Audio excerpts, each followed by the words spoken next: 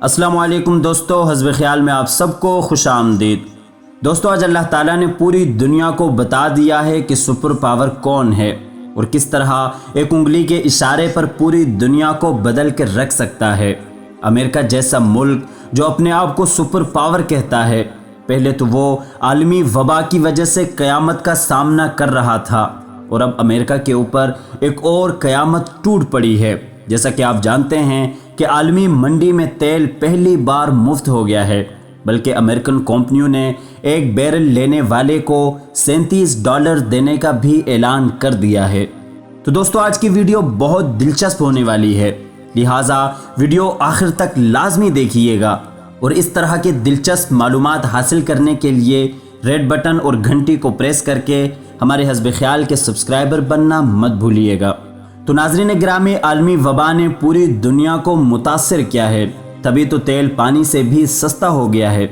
اسے ظاہر ہوتا ہے کہ تیل پیدا کرنے والے ملک اپنی ہی انا کی بھینٹ چڑھ رہے ہیں، کیونکہ گزشتہ دنوں سعودیہ اور روس کے درمیان تیل کے معاملے کو لے کر میٹنگز ہو گئی تھی، جو بغیر کسی نتیجے کے ختم ہو گئیں۔ وائرس کے پھیلنے سے لے کر اب تک تیل کی کھپت میں مسلسل کمی آ رہی ہے۔ عالمی مبصرین کبھی تیل کی طرف اور کبھی تیل کی دھار کی طرف دیکھ رہے ہیں۔ اب جب کہ تیل کی پیداوار زیادہ ہے اور تیل کی کھپت کم ہے، تو مارکیٹ میں تیل کے ذخیرہ کرنے کی گنجائش بھی نہیں بچی، اور جو اب تیل نکالا جا رہا ہے اسے ذخیرہ کرنے کے لیے کرائے کے ٹینکرز بھی دستیاب نہیں ہے۔ عام دنوں میں تیل کی کھپت 26 کروڑ بیرل کے قریب ہوتی ہے، جو کہ اب 2 کروڑ بیرل کی کم ترین سطح پر آ گئی ہے۔ 2015 اور 2016 میں تیل کی قیمتوں کو لے کر روس اور سعودیہ آمنے سامنے آئے تھے، پھر ایک فارمولے کے تحت معاملات طے ہو گئے تھے۔ دونوں طاقتیں مل کر کام کرنے پر رضامند ہو گئیں۔ فارمولہ یہ تھا کہ 1 ملین بیرل یومیہ کی پیداوار کو کم کیا جائے، اور آدھا بوجھ روس پر ڈالا گیا تھا۔ لیکن اس مرتبہ حالات کی نزاکت کو سمجھتے ہوئے روس نے تیل کی پیداوار کم کرنے سے انکار کر دیا ہے۔ روس کے انکار کی خبر عالمی مارکیٹ پر بم بن کر گری اور مارکیٹیں کریش کر گئیں۔ انویسٹرز کے اربوں ڈالر ڈوب گئے۔ اس کمی کا سب سے زیادہ نقصان امریکہ کو ہوا ہے۔ ایک طرف عالمی وبا کا شیشناگ امریکہ کو ڈس رہا ہے، تو دوسری جانب تیل کی سیاست نے امریکی معیشت کی اینٹ سے اینٹ بجا دی ہے۔ ناظرین کرام، تیل کی گرتی ہوئی قیمت پاکستان کے لیے ایک غیبی مدد سمجھی جا رہی ہے، لیکن سوال یہ ہے کہ عمران خان تیل کی قیمت کم کر کے عوام کو ریلیف دیتے ہیں یا پھر ملکی خسارہ کم کرتے ہیں۔ ماہرین کے مطابق پاکستان کی تو گویا لاٹری نکل آئی ہے، کیونکہ پاکستان اپنا زر مبادلہ اور ڈالر بیرون ملک سے تیل منگوانے کے لیے خرچ کرتا ہے، اور اب تیل کی قیمتوں میں کمی سے پاکستان کی ادائیگیوں کے بل میں انتہائی کمی آ سکتی ہے۔ وزیر اعظم پاکستان کے پاس اپوزیشن کے منہ بند کرنے کا سنہری موقع ہے کہ وہ یا تو عوام کو ریلیف دے کر پٹرول کی قیمت کم کریں، جس سے مہنگائی کم ہوگی اور عوام خوش ہو جائے گی، یا پھر ملکی خسارہ کم کریں، جس سے پاکستان کی معیشت مضبوط ہو جائے گی۔ اس صورت میں بھی فائدہ عوام کا ہی ہے۔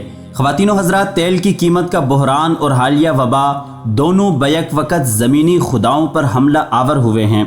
یورپ اور امریکہ تھر تھر کانپ رہے ہیں۔ ناگہانی موت انسانی دروازوں پر دستک دے رہی ہے۔ انسانیت سہمی کھڑی ہے۔ شاطر دماغ امریکہ اس سے نکلنے کے لیے چالیں چل رہا ہے، لیکن وہ ان مشکلات کی دلدل میں مزید پھنستا چلا جا رہا ہے، اور اسلامی دنیا کے مغرور ترین حکمران قوم پرست عرب بھی اس دلدل میں بری طرح پھنسے ہوئے ہیں۔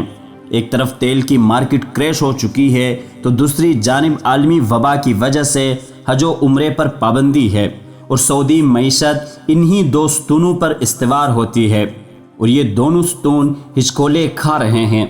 ایسے وقت میں پاکستان کے پاس سنہری موقع ہے کہ وہ تیل کے ذخائر میں اضافہ کر کے اربوں روپوں کی بچت کرے، چاہے اس کے لیے ہنگامی بنیادوں پر کام کرنا پڑے تو ضرور کریں۔ قدرت نے عمران خان کو ایک موقع دیا ہے کہ وہ عوام کے لیے کچھ کریں، کیونکہ یہ محاورہ بھی غلط ثابت ہو گیا ہے کہ نہ 9 من تیل ہوگا نہ رادھا ناچے گی۔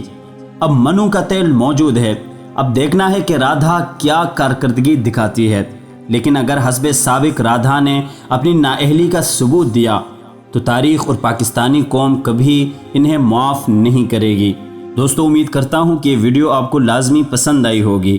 ویڈیو پسند آنے کی صورت میں دوستوں کے ساتھ لازمی شیئر کیجیے گا۔